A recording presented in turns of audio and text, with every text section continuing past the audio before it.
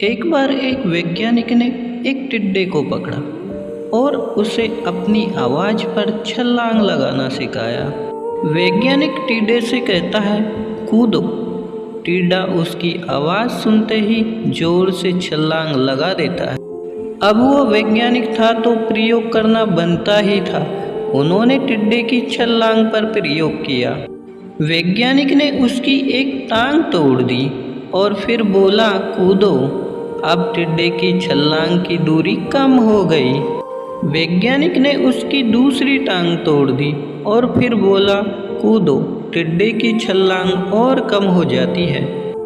अब टिड्डे की तोड़ी गई तीसरी टांग, छलांग की दूरी और कम हो जाती है। एक एक करके बेचारे की सारी टांग तोड़ दी गई। अब आखिरी टांग टूटने पर जब उससे कहा गया, कूदो, तो वह बिल्कुल भी नहीं हिल पाया। अब वैज्ञानिक ने अपना निष्कर्ष अपनी डायरी में लिखा। जानते हो उसने क्या लिखा?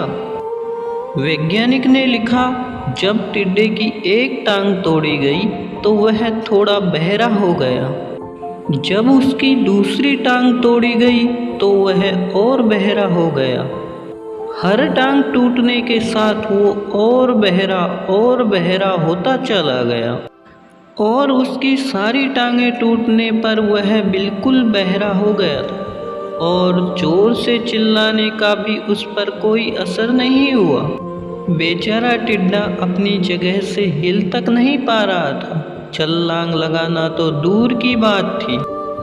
दोस्तों, इस कहानी को सुनकर हम सबको ऐसा ही लग रहा होगा ना कि क्या मूर्ख वैज्ञानिक था जिसे इतनी सी बात समझ नहीं आई। या कुछ लोग ये भी समझ रहे होंगे कि टिड्डे की छलांग उसकी टांग टूटने की वजह से कम होती जा रही थी, ना कि बहरा होने से कम हुई।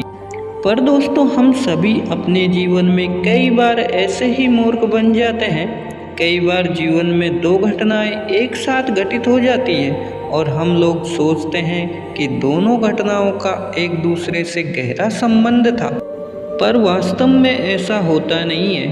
कभी कभी दिखता कुछ और है, हम समझते कुछ और हैं और वास्तव में कुछ और होता है। इसलिए अगर पछताना नहीं है तो जिंदगी में जल्दबाजी में कभी कोई निर्णय ना करें। हमेशा समझबूझ का इस्तेमाल करें, सावधानी बरतें, नतीजा सोच समझकर ही निकालें। दोस्तों, आपको ये छोटी छोटी कहानियाँ और उनकी सीख कैसी लगी हमें कमेंट करके बताएं और अपने सुझाव दें जिससे हम और बेहतर कर सकें।